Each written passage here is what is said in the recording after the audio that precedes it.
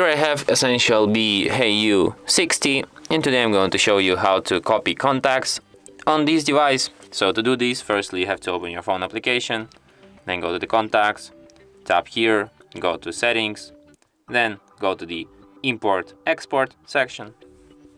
Then you have to select from where you want to copy your contacts. For example, let's copy from the phone, tap next.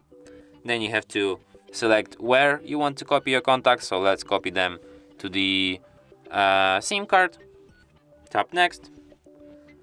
Here you can select contacts which you want to copy from your phone. I have only one contact here, and then just confirm it by tapping here, and after that these contacts will be sent to the SIM card. And that's it. Thanks for watching. If you find this tutorial useful, don't forget to hit that like button and subscribe to our channel.